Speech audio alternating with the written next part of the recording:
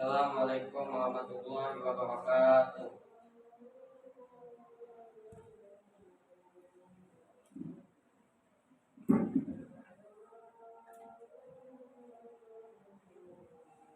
Allahu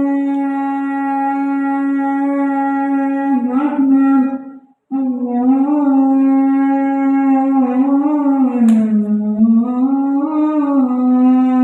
Akbar. Allahu Akbar. Allahu Akbar.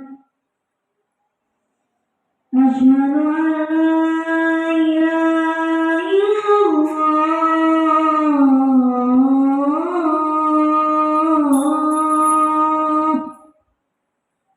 Asyhadu an la ilaha illallah.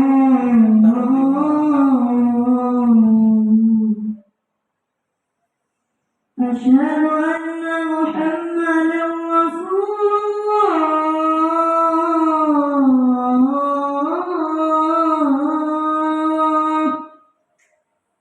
Asyhadu anna Muhammadan Rasulullah.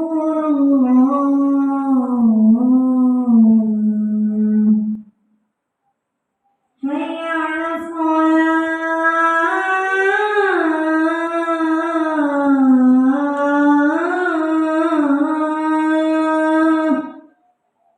Hayya 'alas shalah.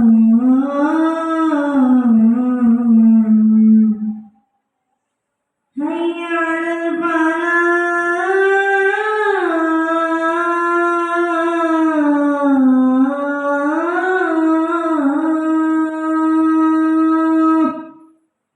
Hayya 'alal falah.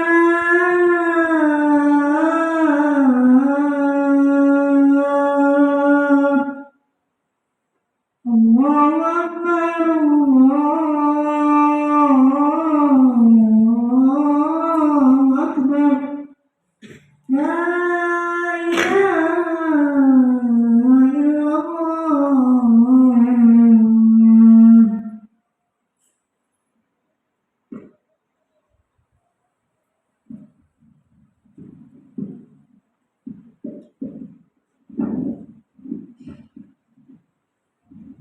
Alhamdulillah. Innal hamdalillah nahmaduhu wa nasta'inuhu wa nastaghfiruh wa na'udzu billahi min shururi anfusina wa min sayyiati a'malina may yahdihillahu fala mudilla fala hadiya lahu. Asyhadu an la ilaha illallah wa asyhadu anna Muhammadan abduhu wa rasuluh la nabiyya wa la rasula ba'da. Allahumma shalli wa sallim ala Muhammad wa ala alihi wa ashabihi wa min tabi'ahi atu bi ihsani ila yaumiddin. Ya ayyuhalladzina amanu taqu rabbakum alladzi khalaqakum min nafsin wahidah wa khalaqa minha zawjaha wa bassa minhuma rijalan katsiran wa nisaa'an wattaqullaha alladzi tasaaluna bihi al-arham innallaha kana 'alaikum raqiba. Ya ayyuhalladzina amanu taqullaha wa qulu qawlan sadida yuslih lakum a'malakum wa yaghfir lakum dzunubakum wa man yuti'illaha wa rasulahu faqad fawzan 'aziman. Amma ba'du. Alhamdulillah, puji syukur wajib panjatkan kepada kehadiran Allah Subhanahu wa taala yang telah memberikan kita kesempatan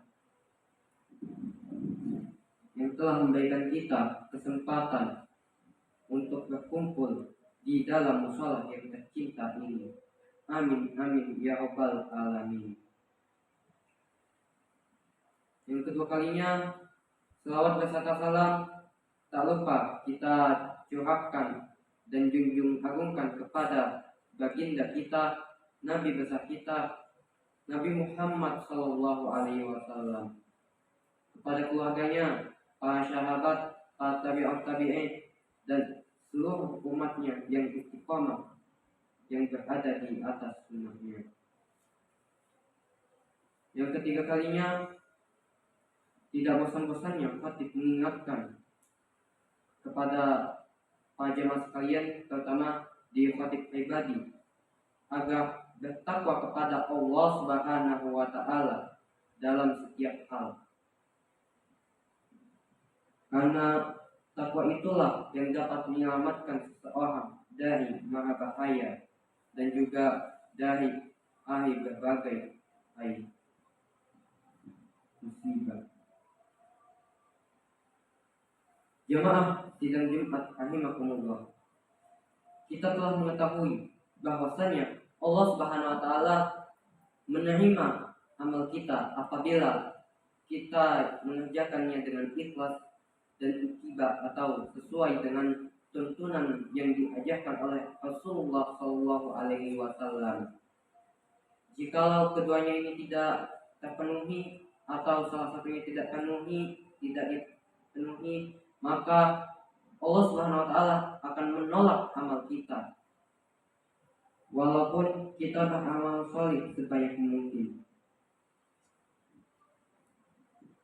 Sebagai seorang muslim yang menghendaki agar amal ibadahnya diterima dan mendapat ganjaran dari Allah Subhanahu wa taala, maka kita harus berusaha sebaik mungkin untuk mengetahui dan selanjutnya memenuhi persyaratan itu. Sebab apalah artinya amal banyak namun tidak mendatangkan keridhaan Allah Subhanahu wa taala, yang justru sebaliknya malah mendatangkan murka dari Allah Subhanahu wa taala. Kaum muslimin jemaah Jumat rahimakumullah, Allah Subhanahu wa taala berfirman dalam Quran surat Al-Furqan ayat 23 yang berbunyi, dan kamu hadapi segala amal yang mereka kerjakan, lalu kami jadikan amal itu bagaikan debu yang berterbangan. Quran surat Al-Furqan ayat 23.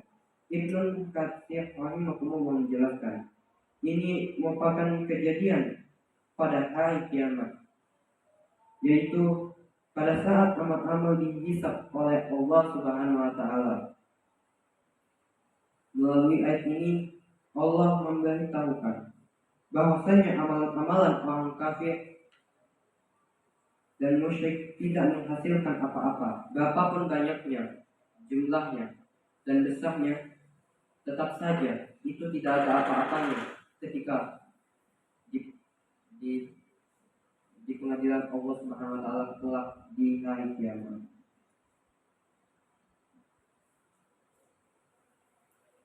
Karena amal-amalan mereka tidak memenuhi persyaratan yang telah ditetapkan oleh Allah Subhanahu wa taala. Belum cukuplah firman Allah Subhanahu wa taala mendorong kita untuk mempelajari syahadat diterimanya amal. Kaum muslimin jemaah Jumat rahimakumullah, amal ibadah akan diterima oleh Allah Subhanahu wa taala jika memenuhi dua persyaratan. Yang pertama yaitu ikhlas. Artinya beribadah hanya kepada Allah Subhanahu wa taala saja dan bukan karena untuk mendapatkan pujian dari orang lain. Sebab Nabi SAW telah bersabda, innamal a'malu binniyat. Sesungguhnya amalan itu tergantung pada niatnya. Sebagai contoh, ketika kita sholat, kita berpuasa, kita berzakat hanya untuk mencari julukan dan untuk mencari gelar atau materi yang berhubungan dengan dunia, maka amalan tersebut dapat dikatakan sebagai amalan yang sia-sia atau disebut dengan riya. Riya adalah penyakit hati di mana ketika seseorang beribadah, hatinya mengharapkan pujian dari orang lain atau mengharapkan gelar dari orang lain. Maka kita sepatutnya sebagai muslim haruslah meniatkan dalam diri kita untuk beribadah sebaik-baiknya karena ridha Allah Subhanahu wa taala. Masalah keikhlasan ini terkait dengan hati, dan masalah hati tidak bisa dipisahkan oleh niat. Perkataan ini terkadang banyak diremehkan oleh kita, sehingga tidak perlu lagi mengerti hati. Tidaklah kita mengetahui bahwa masalah ini dianggap besar oleh para ulama salaf. Tengoklah apa yang dikatakan oleh Sufyan Ats-Tsauri, tidaklah aku mengetahui sesuatu yang lebih berat daripada hatiku, karena ia berbolak-balik. Kaum muslimin jemaah Jumat rahimakumullah, itulah pandangan ulama salaf dalam masalah hati. Masalah hati sangat mereka perhatikan ketika beramal, sehingga dalam sejarah perjalanan hidup mereka kita mendapati berbagai macam usaha yang mereka lakukan untuk menjaganya dan menutup pintu syaitan sehebat-hebatnya. Jadi bosan hati ini terkadang banyak diremehkan oleh sebagian dari kita. Tetapi bagi para salaf ini urusannya sangat besar ketika di akhirat kelak. Karena di akhirat kelak Allah Subhanahu wa taala akan menyanyiakan hati kita, apa yang telah dilakukan oleh hati kita. Bahkan dalam hadis Nabi terdapat 3 orang yang masuk neraka karena hatinya. Yang pertama yaitu ketika Allah Subhanahu wa taala memberikan nikmat kepada seseorang, lalu orang ini bersyukur, lalu Allah kemudian bertanya, apa yang Anda lakukan sehingga Anda mendapatkan kenikmatan ini? Dia menjawab, saya mendapatkan ini atau saya beramal salih hanya untuk keridhaan-Mu ya Allah. Allah Subhanahu wa taala berkata, kamu dusta. Kamu beramal salih dikarenakan karena untuk pujian orang lain. Lalu Allah memerintahkan malaikat untuk menyeret orang tersebut hingga ke neraka. Nauzubillah min dzalik. Semoga kita digolongkan sebagai orang-orang yang ikhlas dalam amal. Amin ya rabbal alamin. Kaum muslimin jamaah Jumat rahimakumullah, syarat kedua agar diterimanya amal ialah ittiba. Artinya amal ibadah itu haruslah kita mengikuti sunnah Rasulullah Shallallahu Alaihi Wasallam. Karena Allah Subhanahu Wa Taala telah berfirman dalam Quran surat Ali Imran ayat 31. Katakanlah, jika kamu benar-benar mencintai Allah, maka ikutilah aku. Niscaya Allah akan mengasihi dan mengampuni dosa-dosamu. Allah Maha Pengampun lagi Maha Penyayang. Quran surat Ali Imran ayat 31. Sebagai muslim, sepatutnya kita mengetahui bahwa suri tauladan yang paling baik di muka bumi ini ialah Nabi Muhammad Sallallahu Alaihi Wasallam yang membawakan risalahnya kepada kita semua, yang telah membawakan Al-Quran kepada kita semua, yang telah mengajari kita tentang tata cara dalam beribadah. Maka sudah seharusnya kita menjadikan beliau Sallallahu Alaihi Wasallam ini sebagai panutan dalam hidup kita. Kaum muslimin jemaah Jumat rahimakumullah, demikian itulah 2 syarat yang disimpulkan oleh para ulama dan banyak dalil, baik dari Al-Quran maupun Sunnah Rasulullah Sallallahu Alaihi Wasallam. Kedua syarat inilah yang akan menentukan amal kita diterima ataukah ditolak. Jika persyaratan yang tidak terpenuhi itu adalah ikhlas, maka amalan kita ditolak, walaupun tubuh kita melakukan ibadah sesuai dengan syariat Nabi Shallallahu Alaihi Wasallam. Dan jika yang tidak terpenuhi itu adalah ittiba, maka amalan tersebut juga ditolak karena tidak sesuai dengan tuntunan yang diajarkan oleh Rasulullah Shallallahu Alaihi Wasallam. Kaum muslimin jemaah Jumat rahimakumullah, Imam Ibnu Qayyim rahimakumullah mengatakan, seseorang tidak akan mungkin bisa merealisasikan ia karena wudhu. Maksudnya peribadatan kepada Allah Subhanahu wa taala kecuali dengan dua dasar, yaitu ikhlas dan i'tibar atau mengikuti Rasulullah SAW. Budaya bin Allah menjelaskan makna ayat. Alladzi khalaqal mauta wal hayata liyabluwakum ayyukum ahsanu amalan wa huwal azizul ghafur. Yang artinya yang menjadikan mati dan hidup supaya Dia menguji kamu. Siapa di antara kamu yang lebih baik amalnya dan Dia Maha Perkasa lagi Maha Pengampun. Maksud kalimat ahsanu amalan ialah yang paling ikhlas dan paling benar amalnya. Orang-orang bertanya, wahai Abu Ali, apa yang dimaksud dengan yang paling ikhlas dan paling benar amalnya? Beliau menjawab, sungguhnya amal itu jika dikerjakan ikhlas karena Allah, akan tapi tidak sesuai dengan tuntunan Nabi SAW, maka tidak akan diterima Allah. Demikian juga jika amal itu benar sesuai dengan yang diajarkan Rasulullah, akan tapi tidak ikhlas, maka tidak diterima Allah sampai amal tersebut memenuhi kedua syarat, yaitu ikhlas dan benar sesuai dengan yang diajarkan oleh Rasulullah SAW. Kaum muslimin jemaah Jumat rahimakumullah, sebagai seorang muslim kita harus berusaha untuk mewujudkan kedua persyaratan tersebut ketika beramal.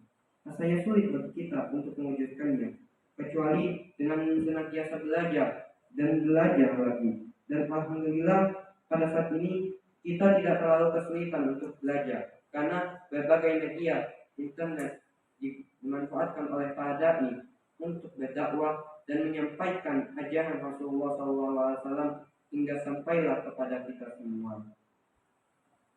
Mudah-mudahan kita digolongkan oleh Allah Subhanahu wa taala sebagai orang-orang yang melakukan amalan secara ikhlas, dan semoga saja hari ini kita diridhoi oleh Allah Subhanahu wa taala hingga hari kiamat.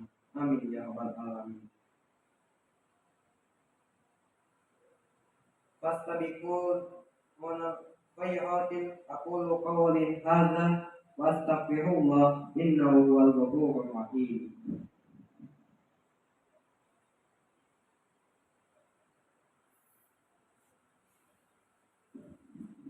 Alhamdulillah, innal hamdalillah nahmadu wa nasta'inu wa nastaghfiruh wa na'udzu billahi min shururi anfusina wa min sayyiati a'malina, may yahdihillahu wa la yudlil fala hadiya lahu. Asyhadu an la ilaha illallah wa asyhadu anna Muhammadan abduhu wa rasuluh. Dalam khutbah pertama telah saya jelaskan tentang dua syarat diterimanya suatu amalan. Maka dalam khutbah yang kedua ini ingin kami sampaikan pembagian manusia berdasarkan kedua syarat tersebut.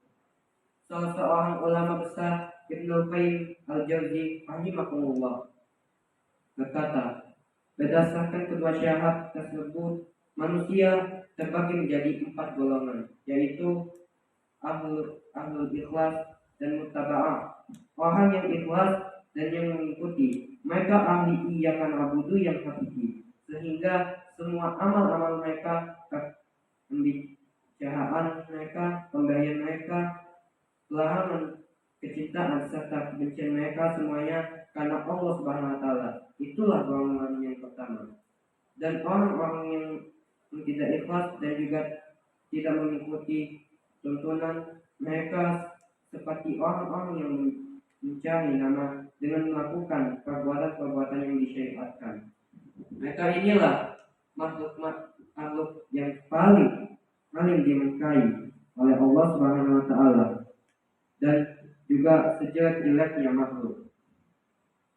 Inilah golongan yang kedua. Golongan yang ketiga yaitu orang yang beramal ikhlas karena Allah tetapi tidak sesuai dengan tuntunan Rasulullah SAW, seperti yang tidak tahu apa-apa, atau siapa saja yang beribadah kepada Allah dengan cara yaitu tidak pernah yaitu dengan cara yang tidak pernah disyariatkan oleh Allah Subhanahu wa taala. Orang yang beramal sesuai dengan tuntunan Rasulullah SAW akan tapi tidak ikhlas karena Allah. Misalnya seseorang beramal mengikuti tuntunan Rasulullah SAW agar mendapatkan pujian, berjihad agar disebut sebagai pemberani, dan berhaji agar dipanggil haji, dan lain sebagainya. Jemaah Jumat rahimakumullah, setelah mengetahui 4 golongan manusia tadi, mari kita mawas diri. Masuk ke dalam golongan manakah kita ini? Apakah golongan kanan ataukah kita golongan kiri? Tapi mudah-mudahan Allah Subhanahu wa taala meneguhkan hati kita untuk senantiasa ikhlas beribadah kepadanya. Amin ya rabbal alamin. Innallaha wa malaikatahu yusallu 'alan nabi wa ya ayyuhalladzina amanu shallu 'alaihi wa sallimu taslima. Allahumma shalli 'ala sayyidina Muhammad wa 'ala ali sayyidina Muhammad kama shallaita 'ala sayyidina Ibrahim wa 'ala ali sayyidina Ibrahim. Wa barik 'ala sayyidina Muhammad wa 'ala ali sayyidina Muhammad kama barakta 'ala sayyidina Ibrahim wa 'ala ali sayyidina Ibrahim fil alamin innaka Hamidum Majid. Allahumma ighfir lil muslimina wal muslimat wal mu'minina wal mu'minat al ahya'i minhum wal amwat innaka ala kulli syai'in qadir. Allahumma inna nas'aluka salamatan fid din wa afiyatan fil jasad wa ziyadatan fil ilmi wa barakatan fil rizqi wa taubatan qabla al maut wa rahmatan indal maut wa maghfiratan ba'dal maut. Allahumma qawwin alaina fi syakaratil maut wa najatan minan nar wal afwa indal hisab. Alhamdulillahi rabbil alamin, hamdan syakirin, hamdan na'imin, hamdan yuafi ni'ama wa yukafi mazidah. Ya Rabbana lakal hamdu kama yanbaghi li jalali wajhikal karimi wa 'azimi sultanik. Rabbana la tuzigh qulubana ba'da idh hadaitana wa hab lana min ladunka rahmah innaka antal wahhab. Rabbana atina fid dunya hasanah wa fil akhirati hasanah wa qina adzabannar. Subhana rabbika rabbil izzati amma yasifun wa salamun alal mursalin walhamdulillahi rabbil alamin. Qimis shalah.